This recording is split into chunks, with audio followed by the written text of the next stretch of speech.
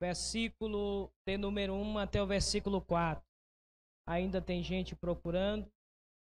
Vou esperar você achar. Glória a Deus. Todos encontraram? Podemos ler a palavra de Deus? Diz assim, versículo 1.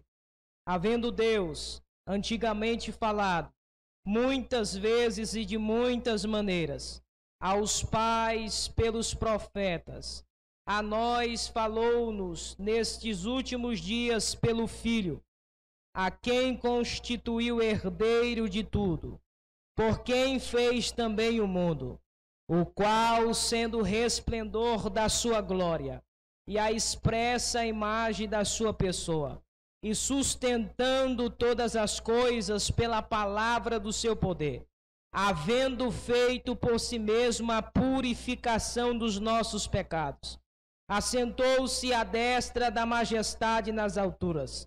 Versículo 4. Feito tanto mais excelente do que os anjos, quanto herdou mais excelente nome do que eles. Vamos orar ao Senhor mais uma vez? Nosso pastor disse, quanto mais oração, mais poder de Deus. Pegue na mão dessa pessoa que está do teu lado. Balança ela para ver se ela chegou no culto. O culto hoje é conforme o que você determinou na sua casa. Se você saiu determinado hoje para sair daqui impactado pela palavra e renovado pelo Espírito de Deus, assim será conforme a sua palavra. Querido e eterno Deus, Pai que está no céu, te damos graças, ó meu Deus, por esta oportunidade, a qual, meu Deus, estaremos ministrando a sua palavra. Te damos graça, meu Deus, por mensagens que já foram ministradas esta noite. Meu Deus, pelo grupo de louvor que já te louvaram esta noite, meu Pai. Rendemos a Ti toda a glória, toda a adoração, toda a majestade. Seja tributado a Ti nesta noite, neste culto de adoração. Meu Deus, que esta noite, antes que esse culto acabe, que haja, meu Deus, uma manifestação da sua glória, a qual ainda nesta cidade nunca houve, neste bairro, nesta igreja ainda não houve, ó Pai. Que os corações esta noite, ó Senhor, sejam incendiados pela sua glória, sejam impactados pela sua presença. É o que te glorificamos, é o que te adoramos, em nome de Jesus. Toma o seu assento. Queridos, falar sobre Hebreus é entender que esta carta é um manual para aqueles que querem aprender sobre o Antigo Testamento. A Epístola aos Hebreus é tratada como o quinto evangelho, porque os 4 primeiros evangelhos do Novo Testamento tratam sobre o que Jesus fez na terra. Mas Hebreus trata o que Jesus continua fazendo no céu.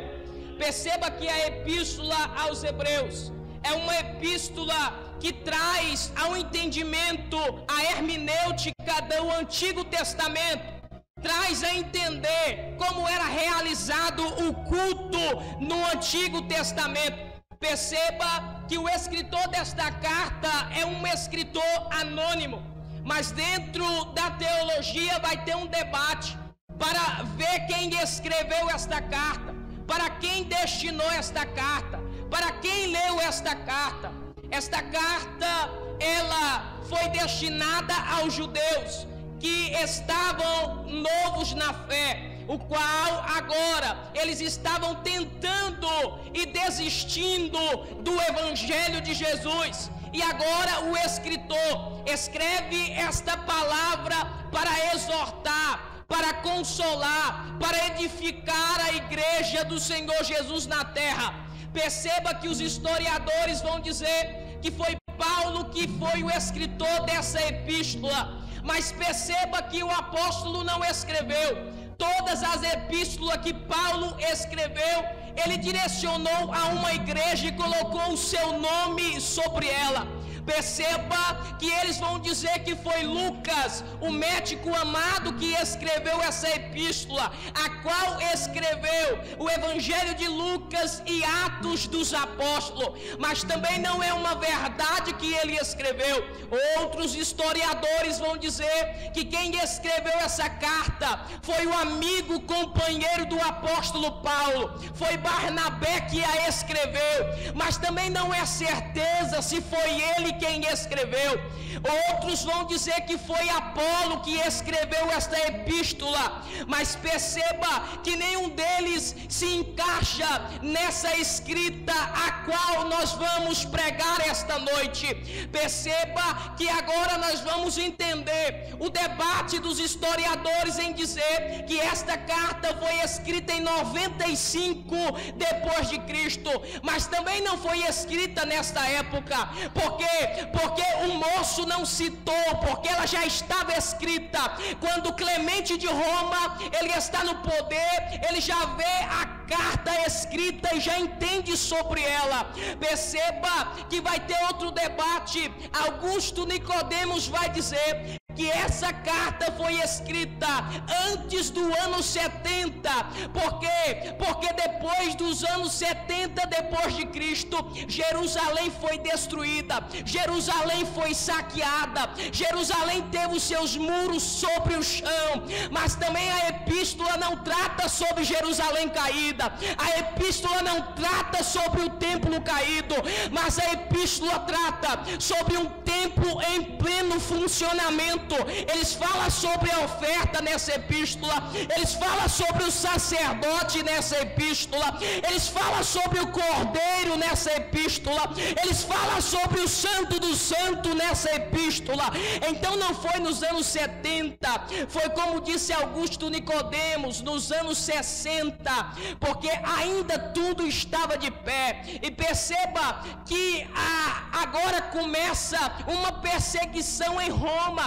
Cerca de julho de 64 depois de Cristo, houve uma perseguição por Nero, a qual Nero perseguia a igreja de Cristo, e essa carta foi escrita por causa da perseguição. Essa carta foi escrita para consolar os irmãos que estavam fugindo e estavam largando a fé. Perceba que diante dessa perseguição, Timóteo foi preso. O capítulo 13 já diz que ele já foi solto.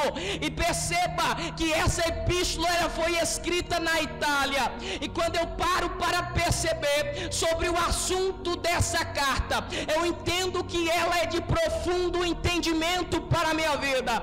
Quando eu olho para essa epístola, eu olho para a perseguição de Nero, que iniciou-se em 64. Quantos irmãos não morreram nessa perseguição? Quantos irmãos não sofreram nessa perseguição? O moço chamado Inácio foi um dos que mais sofreu nessa perseguição, pagou com a sua própria vida. A história diz acerca de Inácio que ele era pastor de Antioquia, ele era discípulo de Pedro, ele era discípulo de João, ele era amigo do apóstolo Paulo, mas pregador. E a Bíblia diz alguma coisa sobre Inácio, diz, a teologia diz no capítulo 18 de Mateus, que quando os discípulos de Jesus estavam se perguntando e entrando em debate, dizendo quem era o maior no reino, quem era o maior deles, aí Jesus pega uma criança, e a história diz que essa criança era pequena, era um menino, era loiro, dos seus cabelos cacheados. A história diz que Jesus pegou ele, beijou na sua testa e colocou no meio dos discípulos, e disseram que esse seria o maior no reino de Deus. E dentro da teologia, esse moço chamava Inácio. Desde a sua infância, o poder de Deus já invadiu a sua alma pelo Cristo da a promessa. Quando eu olho para a história de Inácio e paro para perceber que ele cresceu aprendendo junto com Pedro, ele cresceu aprendendo junto com João, ele cresceu aprendendo junto com Barnabé, ele cresceu aprendendo junto com o apóstolo Paulo. Perceba que quando a perseguição chegou na Antioquia, chega em Antioquia, se depara com a perseguição, chegaram na igreja onde ele pastoreava, dizendo: tu nega o teu Cristo ou nós te levamos. Ele olhou para o soldado dizendo: pode me amarrar, eu não vou nem me esforçar para vocês me levar, porque negar o meu Cristo eu jamais vou negar ele. A história diz que amarraram Inácio com as suas mãos e com os seus pés, jogaram dentro de uma carroça e fizeram uma viagem de vários dias até chegar em Roma, no famoso Coliseu, que matava os cristãos, degolava a cabeça, colocava os leões e matava os nossos irmãos, e o seu sangue derramava sobre o cenário. Era uma forma de semente para aqueles que vinham atrás não desistir da caminhada, era uma forma de semente para aqueles que estavam novos na fé a não desistir de servir a Deus. Ele teve a oportunidade de rever os seus irmãos antes de morrer. Inácio, ele viu o seu amigo Policarpo, que depois iria morrer por causa da perseguição. Inácio estava junto com João, que foi o único apóstolo que morreu por morte natural. Quando eu vejo isso, eles vão chegando perto do Coliseu em Roma. O soldado chega diante de Inácio dizendo: nega o teu Cristo, poupa a tua vida, tu viveu até a sua velhice passando fome por causa de Cristo, sofrendo por causa dele. Será que você vai terminar desta maneira, perdendo a sua vida por causa dele? Inácio olhou para o morto dizendo: ei, eu sou o trigo de Deus, e eu quero virar pão sendo moído pelos dentes das feras. Perceba que Inácio não teme a morte, porque Inácio tinha o dono da vida. Perceba que Inácio não teme a perseguição, porque ele sabia que a morte era o passaporte para ele se encontrar com Jesus novamente. Eles vão se deparar e dizer: calma, pastor, nós queremos poupar a sua vida. Chegaram no Coliseu, desamarraram o pé de Inácio e agarraram na mão de Inácio. Quando chega no Coliseu, o soldado vai perguntar de novo: ei, nega o teu Cristo? Ele disse: não dá mais para negar o meu Cristo. Manda soltar as feras, para que elas estejam ávidas, porque se elas não estiverem ávidas, para quando eu entrar dentro do cenário e eles não me destroçarem, eu parto para cima deles. Mas que isso, pastor? Se acalma, rapaz. Ele disse: não, porque na minha morte o nome do meu Cristo será mais glorificado do que em toda a minha vida. Rabacalaraceia. Balança esse irmão para ver se ele ainda tem certeza de vida eterna. Balança ele para ver se ele chegou no culto. Balança, porque esta noite Deus vai liberar uma unção sobrecomum sobre a tua vida. E a história diz: o soldado deixa Inácio, e Inácio, no meio da arena, ele dobra os seus joelhos e ele faz uma oração a Deus. E a oração que ele faz era que os leões viessem sobre ele e detonasse ele em poucos minutos. Ele disse para Deus: Deus, eu sou a semente do sangue. Para os meus irmãos que vão vindo lá atrás, eu sou a semente que estou sendo semeado, mas que não fique nenhum pedaço de carne sobre esse cenário. E a história diz que ele ajoelhou, soltaram-se 2 leões, os leões partiram para cima de Inácio, e pouco de 2 a 3 minutos não sobrou mais nada. E para a glória de Deus, ele foi a semente para nós estarmos aqui esta noite a dizer: não vale a pena desistir, não vale a pena voltar atrás, é hora de avançar, é hora de caminhar.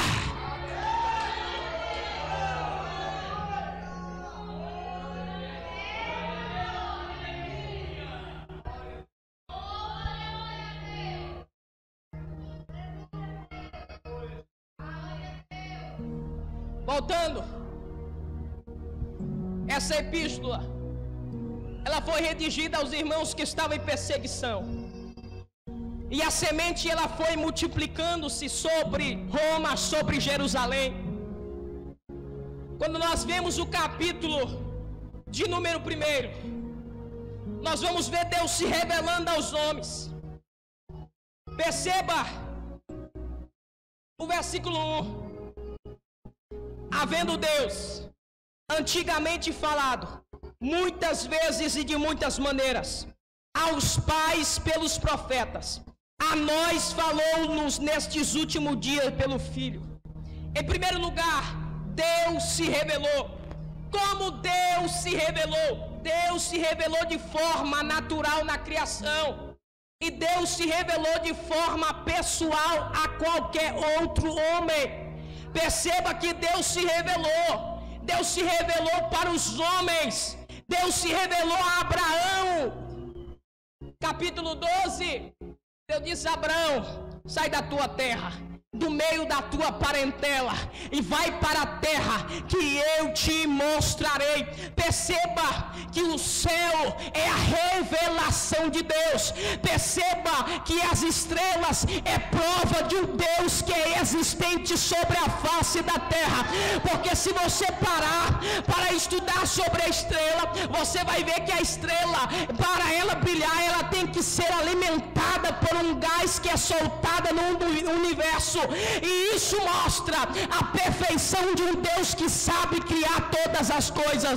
E isso cala a boca daqueles ateus que não acreditam na existência de um Deus todo-poderoso. Se você parar para perceber, Deus se revela todo dia na sua vida.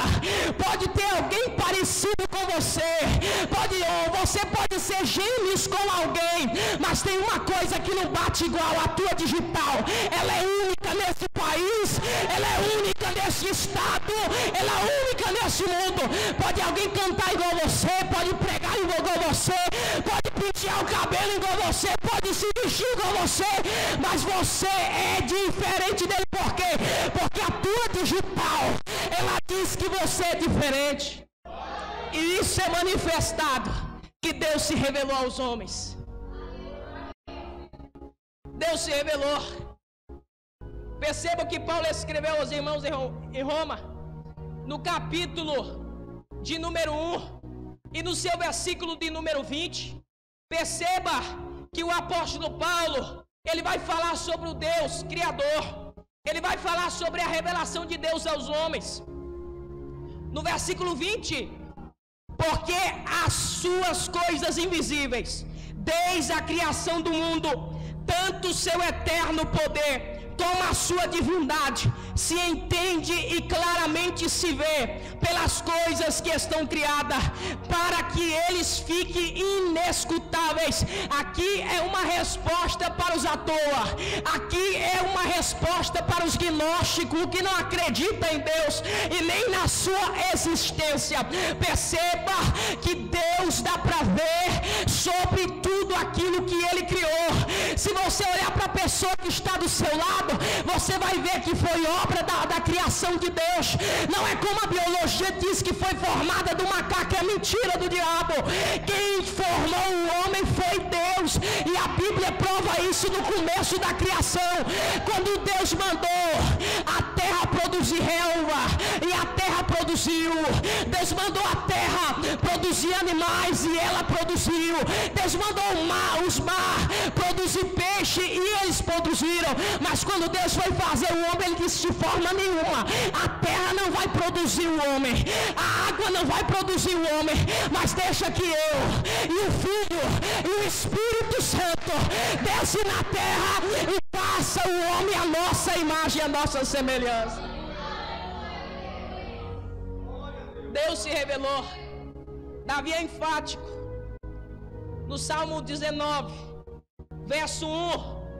Ele vai falar sobre a criação de Deus. Verso 1: os céus manifestam a glória de Deus, e o firmamento anuncia as obras das suas mãos. Perceba que o universo, com cerca de 93 bilhões de luz anos de diâmetro, são um palco onde Deus manifesta a sua majestade.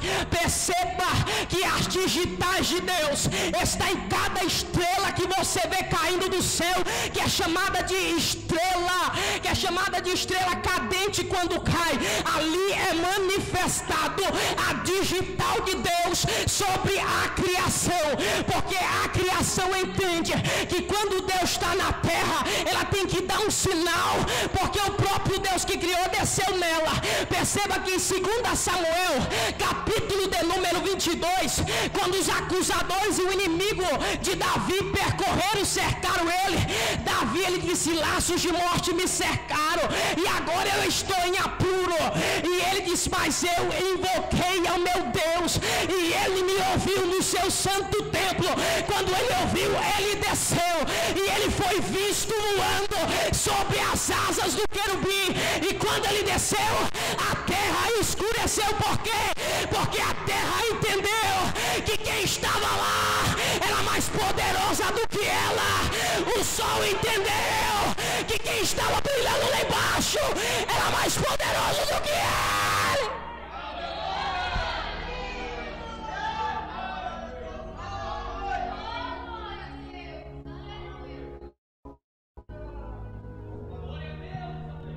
Será que você pode adorar nesse culto esta noite? Porque Deus hoje vai resolver te revelar a você hoje coisas que você há muito tempo pede para Ele se revelar. E hoje Ele marcou este encontro contigo para quê? Para dizer para você que desde a antiguidade Ele tem se revelado para o homem de uma forma especial. E Deus se revela através da sua palavra, que é a maior revelação que nós temos hoje de Deus aqui na terra. Segundo lugar, Deus se revelou na consciência humana. Romanos 2:15. Abra a sua Bíblia.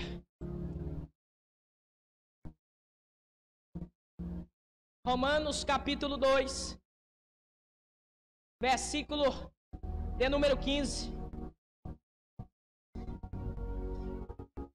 Os quais mostram a obra da lei escrita no seu coração, testificando juntamente a sua consciência e os seus pensamentos, quer acusando-os, quer defendendo-os.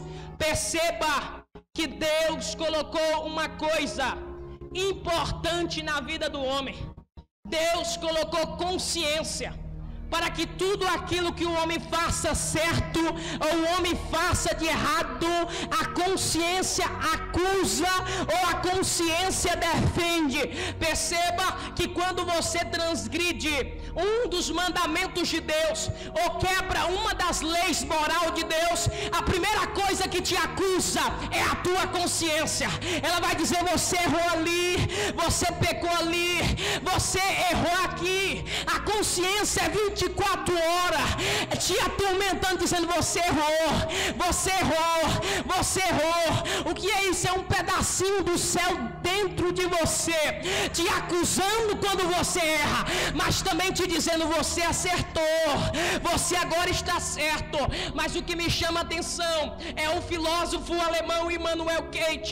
Ele declarou: há duas coisas que me encantam: o céu estrelado acima de mim e a lei moral dentro de mim. Deus colocou dentro do homem um senso chamado consciência. É uma espécie de alarme que toca sempre quando o homem quebra algum preceito ou alguma lei moral de Deus. É muito lindo, porque às vezes nós pensamos que estamos acertando, mas no fundo a nossa consciência está dizendo: você não está acertando, você está indo no caminho errado, você não está indo no caminho certo, você está indo no caminho errado, porque é o próprio Espírito Santo te avisando que você errou, ou é o próprio Espírito Santo te avisando que você não pode mais errar. E é por isso que Deus se revela dia após dia na sua vida, através da consciência que Ele te deu. Isso é lindo em ver Deus, porque primeiro Deus se revelou, segundo Deus falou pelos profetas. Veja a parte B do versículo que lemos. Veja a parte B. Eu vou ler o versículo inteiro, depois eu leio a parte B. Havendo Deus antigamente falado, muitas vezes e de muitas maneiras, aos pais pelos profetas. Aos pais pelos profetas. Deus usou os profetas para avisar aos pais sobre a vinda do seu filho, que é a última revelação e é a única revelação completa. Perceba que desde Moisés até Malaquias, Deus tem usado os profetas para alertar esta geração. Perceba que desde o Gênesis, Deus tem usado alguém, tem levantado alguém para falar sobre a última revelação, que é a revelação do Filho. Perceba no capítulo 22 de Gênesis, quando Abraão é tentado por Deus a levar o seu filho para o monte para ser sacrificado, era Deus falando para a humanidade que a única maneira de ser trazido o homem de volta a Deus era pelo processo que Abraão passou com o seu filho, de entregar ele no altar, de construir um altar e sacrificar a Deus. Perceba que o altar, ele não tem somente fogo. O altar primeiro tem que ter a lenha. Segundo, o altar, ele tem que ter o holocausto. E terceiro, Deus manda fogo e consome todo o altar. Primeiramente tem que ter lenha. Não adianta chegar no culto desse se não tiver lenha aí, porque se não tiver lenha, como é que o fogo de Deus vai queimar aí? Se não tiver sacrifício, como é que Deus vai receber aí? Então, se você trouxe lenha de casa, se você trouxe sacrifício de casa, você veio ao lugar certo, porque o fogo de Deus vai queimar aqui esta noite. O fogo de Deus vai incendiar aqui esta noite.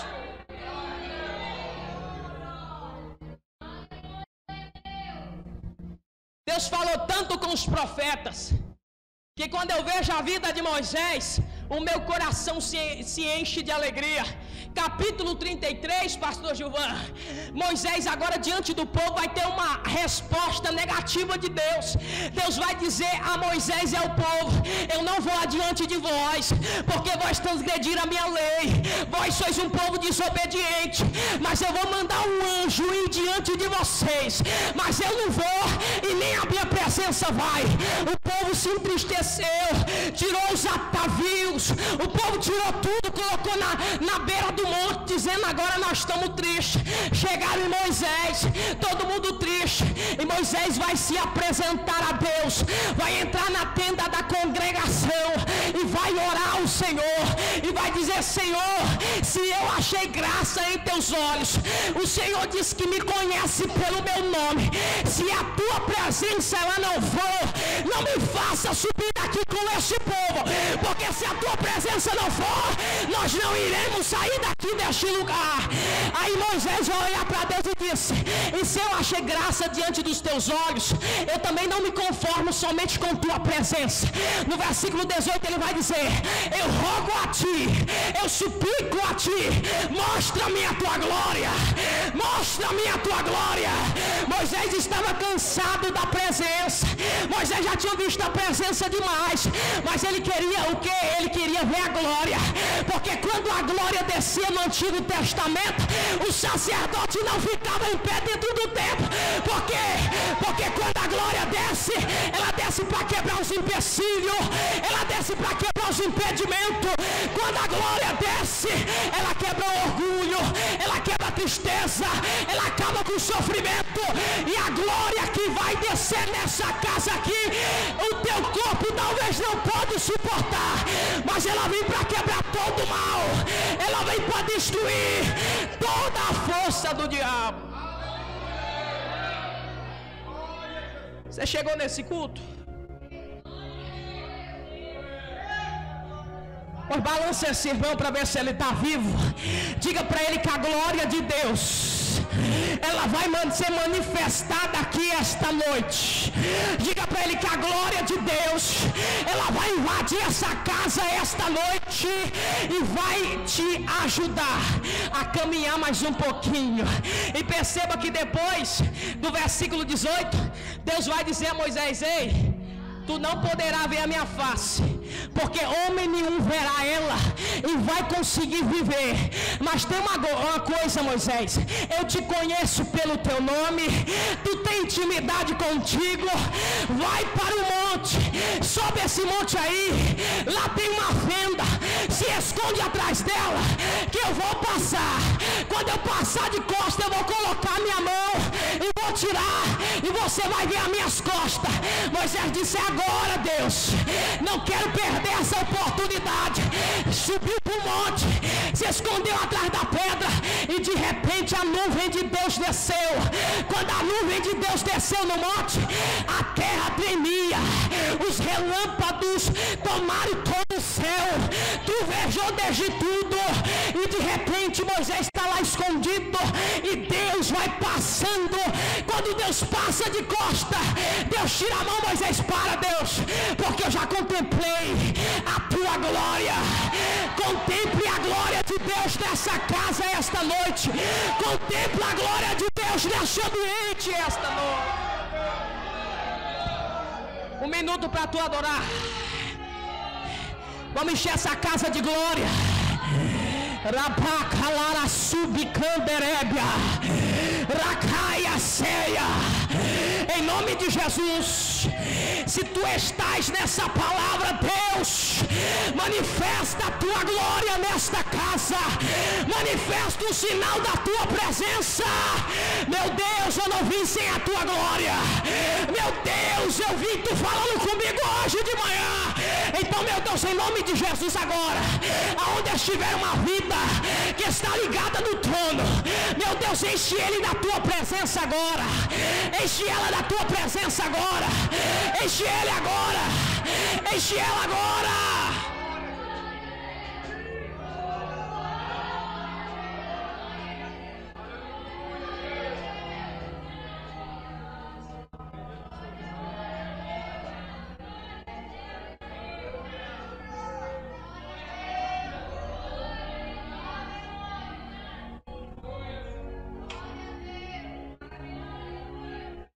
O Espírito Santo está se movendo aqui dentro.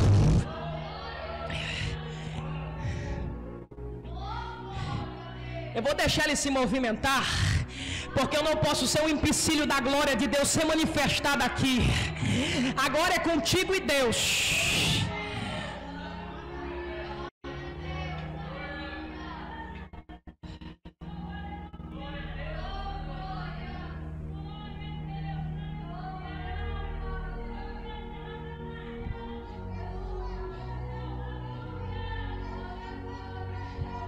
Espírito Santo, aumenta a intensidade da tua presença aqui dentro. Rapaquelere ceia, rapoquelere xandarábia. Espírito Santo, sopra aqui dentro desta igreja. Fortalece a tua noiva, o teu povo aqui esta noite.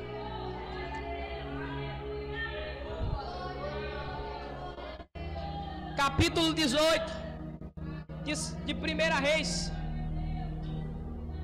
Deus vai se revelar a Elias no Monte Carmelo. Perceba que Elias vai fazer uma disputa contra os profetas de Baal e de Azera. E eles ficaram meio dia inteiro rodando em prol de Baal mandar fogo, e Baal não mandou. E Elias disse: calma aí agora é minha vez. Elias conserta o altar quebrado. Elias coloca o sacrifício em cima do altar. Ele faz um rego e ainda joga água sobre ele 2 vezes. Dobra o joelho no chão, faz uma oração a Deus. E Deus se revelou a Elias em forma de fogo, e o fogo consumiu todo o altar que estava lá até a água, o fogo evaporou e consumiu. E o povo gritaram dizendo: só o Senhor é Deus, só Ele é o nosso Senhor. Queridos, quando eu olho para isso, o meu coração se alegra, porque às vezes Deus se revela para nós todos os dias, mas às vezes por fraquejarmos ou temermos alguma coisa, nós queremos se esconder de Deus. Foi o que aconteceu com Elias. Depois de 3 anos e meio sem chover, ele ora e Deus manda água. Depois que ele derrotou os profetas de Baal e Azera, ele agora vai se esconder. Ele agora vai caminhar 40 dias para se esconder dentro de uma caverna. Mas Deus, ele não deixa ninguém se esconder antes dele se revelar. Perceba que quando ele se esconde, ele vai ficar dizendo: agora acabei meu ministério, enterrei tudo. Mas de repente veio um vento, Deus não estava no vento. Veio o fogo, Deus não estava no fogo. Mas de repente uma voz mansa e suave: o que fazes aí, Elias? O que você está fazendo fugindo da minha presença? Ah, Senhor, os profetas morreram tudo e só tem eu aqui de profeta aqui dentro. Deus olhou para Elias e disse: ei, não chegou a hora de parar, não chegou a hora de desistir, é hora de caminhar mais um pouquinho. Mas Senhor, eu sou o único profeta. Ele disse: não, ainda tem 7.000 que não se dobrou o seu joelho diante de Baal. Perceba aqui de Deus, ninguém consegue se esconder. Você pode ir para a caverna, você pode se esconder dentro do teu quarto e dizer: agora Deus não me acha. Você pode ir para o monte e dizer: agora Deus não me acha. Mas Paulo escreveu: e não há nenhuma criatura encoberta diante dele, antes todas as coisas estão nuas e patentes, aquele que havemos de prestar conta. Você não consegue se esconder de Deus. Você pode se esconder de mim, você pode se esconder do teu irmão, mas de Deus você não se esconde, porque Deus te conhece e Ele conhece pelo teu nome. Êxodo 33, ele disse: ei Moisés, eu te conheço pelo teu nome. Jeremias capítulo 1, ele diz: Jeremias, antes que eu te formasse no ventre eu te conheci, e antes que tu saísse da madre eu te chamei como profeta. Quer ver Deus falando, te chamando pelo nome? Perceba que Zaqueu, ele disse: eu vou subir em cima da figueira, porque eu quero ver o Senhor. E quando ele vai ver o Senhor no meio da multidão, Jesus passa debaixo da figueira e olha para cima dizendo: ei Zaqueu, desce depressa, porque hoje me convém posar na tua casa. Deus conhece você pelo nome, Ele sabe o teu endereço, Ele sabe aonde é a tua casa. Lembra da palavra do irmão Greito?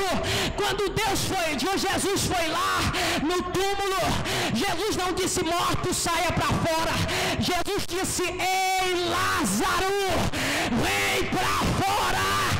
Ele te conhece pelo teu nome, Ele sabe o teu endereço, Ele sabe.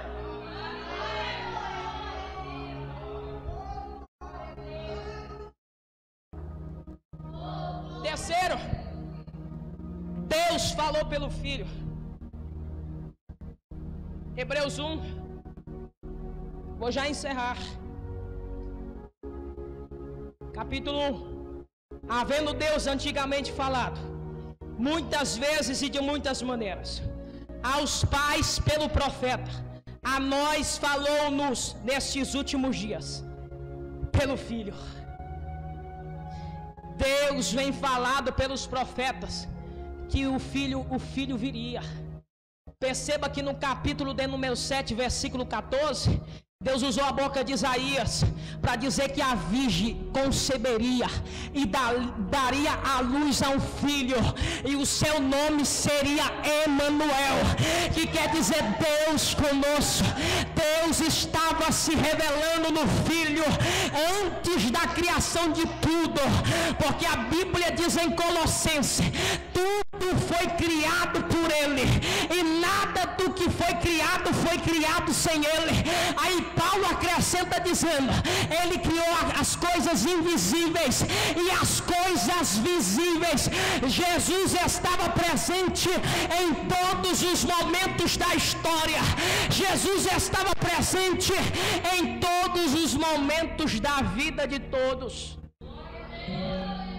João vai escrever no seu evangelho, no capítulo de número 1, no versículo 14, ele vai dizer: e o verbo se fez carne e habitou entre nós, e vimos a sua glória, como a glória do unigênito do Pai, cheio de graça e cheio de verdade.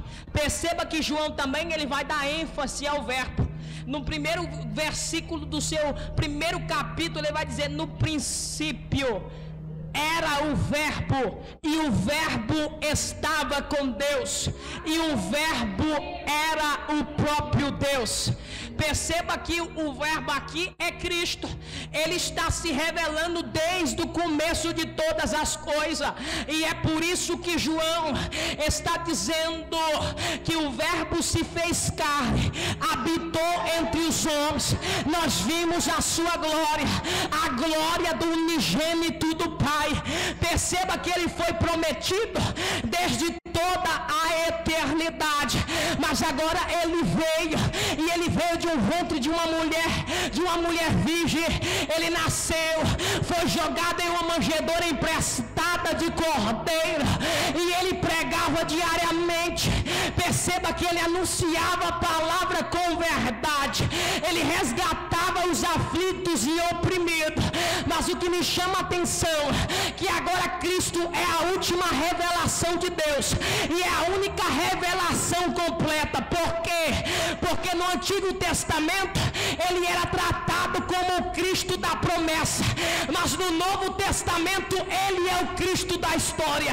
No Antigo Testamento, no livro de Gênesis, ele era a semente da mulher, mas no Novo Testamento ele é o cumprimento e é o filho da mulher. Perceba que no Antigo Testamento Cristo, ele é o Cordeiro Pascual, mas no Novo Testamento ele é o próprio Cordeiro que tira todo o pecado do mundo. Perceba que na antiguidade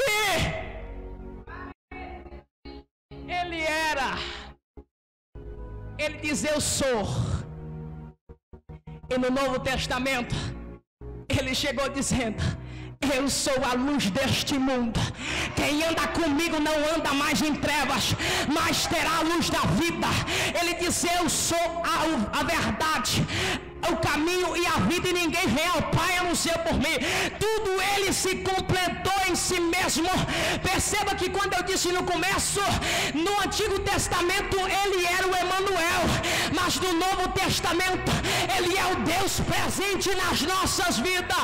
Ele é o Deus conosco até a eternidade. Ele é. Um certo escritor escreveu dizendo: Cristo, ele não era só uma parte da verdade, mas ele era a própria verdade inteira. Quando eu vejo para isso, eu vejo a revelação de Cristo. Porque o mesmo cenário que o diabo usou para derrotar o homem é o mesmo cenário que Deus usou para restaurar o homem. Perceba que no jardim do Éden o diabo vai usar o corpo que não é dele. Como assim, pregador? Está dizendo heresia? Não. O corpo da serpente era de quem? Era do diabo? Não era. Quem criou a serpente não foi a terra que formou, que Deus disse: ei, produza animais, e a terra produziu. O diabo agora vai pegar um corpo que não é dele, vai possuir um corpo que não é dele, e vai enganar a humanidade. Perceba aqui que o diabo vai usar tudo aquilo que não é dele. A árvore do conhecimento era do diabo? Não era.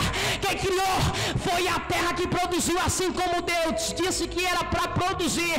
E qual era o fruto da árvore? Era a sabedoria, era a ciência, que ia conhecer o bem e o mal. E o diabo usou tudo aquilo que era emprestado de Deus para destruir o homem. Mas Deus usou tudo aquilo que o diabo usou para envergonhar a humanidade. Deus usou para resgatar o homem. Como assim, pregador? Quando Jesus chegou, ele chegou de um ventre. Ele veio de um ventre que não era dele. Ele possuía um corpo que não era dele. Por quê? Porque no céu ele é espírito. Ele não é carne lá no céu, mas ele desceu como homem. Ele se encarnou no corpo que não era dele. E agora, pregador, agora vão jogar ele numa manjedoura que não é dele, para cumprir a profecia. E agora, pregador, agora vão jogar ele numa cruz. Que cruz é essa? Também não é dele. E da onde é essa cruz? Essa cruz é da madeira. A mesma especiaria que o diabo usou para envergonhar o homem, Deus usou para resgatar o homem. Perceba que quem estava na árvore era o fruto da ciência, mas agora quem é que está na cruz? É a própria sabedoria viva. Perceba que o mesmo cenário que o diabo usou para envergonhar, Deus usou para restaurar. Deus usou para trazer vida. O mesmo cenário que o diabo usou para tirar o homem da presença, Deus usou para trazer o homem de volta à presença. Fica em pé.